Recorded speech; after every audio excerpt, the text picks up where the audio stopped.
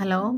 ഏതായാലും ഞാൻ പറഞ്ഞല്ലോ ബുബേർഡി സെറമണിയുടെ ബാക്കിയുള്ള ഭാഗങ്ങളൊക്കെ ഞാൻ ഓരോ ദിവസങ്ങളായിട്ട് കാണിക്കാമെന്ന്. അപ്പം ബുബേർഡി സെറമണിക്കൊന്ന് സെലിബ്രേറ്റ് ചെയ്യാനായിട്ട് ഞങ്ങൾ നാട്ടിലേക്ക് പോവാണ്. ഒരു 19th ഞങ്ങൾ നാട്ടിലേക്ക് പോയിട്ടുണ്ടായിരുന്നത്, ഒക്ടോബർ 19th. അപ്പം അന്ന് ഞങ്ങൾ രാവിലെ പുറത്തിറങ്ങി എല്ലാ സാധനങ്ങളൊക്കെ ഒന്ന് വാങ്ങാൻ ഇറങ്ങിയതാണ് കേട്ടോ. അപ്പോൾ മക്കൾക്കാണെങ്കിൽ 5 ദിവസം ലീവുണ്ട്, ഹസ്ബൻഡിന് 10 ദിവസം ലീവുണ്ട്, എനിക്കാണെങ്കിൽ 3 ദിവസം ലീവുണ്ട്. അപ്പം ഞങ്ങളൊന്ന് എന്തായാലും പോവാമെന്ന് വിചാരിച്ചു. എനിക്ക് വർക്ക് ഫ്രം ഹോം എടുത്തിട്ട് ഞങ്ങൾ അങ്ങനെ നാട്ടിലേക്ക് പോവാണ്. ഇന്നിപ്പം എല്ലാ സാധനങ്ങളും കുറച്ച് കൊണ്ടുപോകാനുള്ള കുറച്ച് സാധനങ്ങളൊക്കെ ഇങ്ങനെ വാങ്ങിച്ചിട്ടാണ് പോകുന്നത്. അപ്പോൾ നാട്ടിലെത്തിയിട്ട് ഡെക്കറേഷനൊക്കെ ഞങ്ങൾക്ക് തന്നെ ചെയ്യണമെന്ന് വലിയൊരു ആഗ്രഹമായിരുന്നു. അപ്പോൾ അതിനാവശ്യമായിട്ടുള്ള കുറച്ച് സാധനങ്ങൾ മാത്രം വാങ്ങിച്ചിട്ടോ. ഒരുപാട് ലഗേജ് ഒന്നും കൊണ്ടുപോകാൻ പറ്റില്ലല്ലോ. പിന്നെ ഇങ്ങനത്തെ ആഘോഷങ്ങളൊക്കെ എന്തിനാണ് ഇങ്ങനെയൊക്കെ നടത്തേണ്ട ആവശ്യം, വെറുതെ കാശ് കളയണോ, അങ്ങനെ പല അഭിപ്രായങ്ങളും പലരുടെ അടുത്തുനിന്നും ഉണ്ടായിരുന്നു കേട്ടോ. ഫ്രണ്ട്സ് ആണെങ്കിലും റിലേറ്റീവ്സ് ആണെങ്കിലും ഒത്തിരി പേര് ചോദിച്ചു എന്തിനാണ് ഇങ്ങനെ. പക്ഷേ പൈസയേക്കാളും വലിയ ഒരുപാട് കാര്യങ്ങളുണ്ട് ഇങ്ങനത്തെ ഓരോ പരിപാടികൾ സംഘടിപ്പിക്കുന്നത് എന്ന് വെച്ചാൽ. നമ്മുടെ കുടുംബത്തിൽ ഞങ്ങൾ വല്ലപ്പോഴാണ് റിലേറ്റീവ്സിനെയൊക്കെ ഒന്നിച്ച് കാണുന്നത്. അപ്പോൾ ഇങ്ങനത്തെ ഓരോ പരിപാടികൾ സംഘടിപ്പിക്കുമ്പോൾ മാത്രമാണ് അവരെല്ലാവരെയും ഒരുമിച്ച് കാണാൻ വേണ്ടി പറ്റുന്നത്.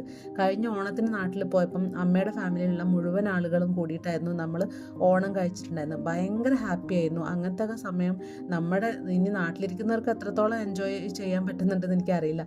പക്ഷേ ഞങ്ങൾക്ക് അവരെപ്പോഴും എല്ലാവരെയും കാണുന്നതാണല്ലോ. ഞങ്ങളെപ്പോലെ ഇങ്ങനെ മറ്റു സ്ഥലങ്ങളിൽ താമസിക്കുന്ന ആളുകൾക്ക് ഇങ്ങനത്തെയൊക്കെ അവസരങ്ങൾ കിട്ടുക എന്ന് പറയുന്നത് വളരെ ചുരുക്കമാണ്. അതുകൊണ്ട് തന്നെ ഇങ്ങനെ എല്ലാവരെയും കാണാനും ഒന്നിച്ച് പങ്കെടുക്കാനും പറ്റുന്ന ഒരവസരം ഞങ്ങൾ വേസ്റ്റ് ആക്കാറില്ല കേട്ടോ.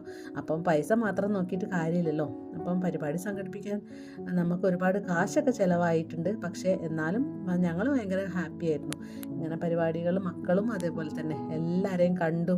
എൻ്റെ കസിൻസിൻ്റെ എല്ലാ മക്കളാണെങ്കിലും എല്ലാവരും ഉണ്ടായിരുന്നു. അതുകൊണ്ട് എല്ലാവരും വളരെ ഹാപ്പിയാണ് കേട്ടോ.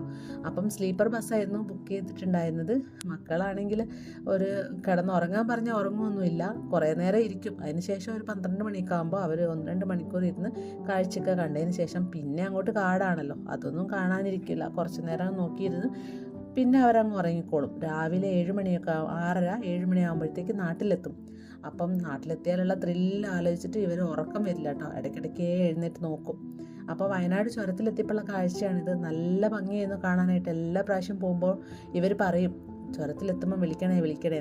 ഞാൻ വിളിച്ച് എഴുന്നേൽപ്പിക്കാറുണ്ട് അറിയുകയാണെങ്കിൽ. അങ്ങനെ നല്ല ഭംഗിയാണ്. പിന്നെ നമുക്ക് വൊമിറ്റ് ചെയ്യാൻ വേണ്ടിയിട്ട് വരും കേട്ടോ. പ്രഷറിൽ വേരിയേഷൻ ഉണ്ടാവുമല്ലോ. അപ്പം വൊമിറ്റ് ചെയ്യാനൊക്കെ വരും. എന്നാലും രസമാണ് കാണാൻ വേണ്ടിയിട്ട്. അപ്പം രാവിലെ ആയപ്പോഴത്തേക്കും ഞങ്ങൾ നാട്ടിലെത്തി കേട്ടോ. 7 മണിയൊക്കെ ആയപ്പോഴത്തേക്ക് നാട്ടിലെത്തി. അപ്പോൾ എൻ്റെ അനിയൻ കൂട്ടാൻ വേണ്ടിയിട്ട് വന്നിട്ടുണ്ടായിരുന്നു. അപ്പം ഞങ്ങൾ ലഗേജസ് എല്ലാം ഉള്ളിൽ കയറ്റി ഞങ്ങൾ പിന്നെ വീട്ടിലേക്ക്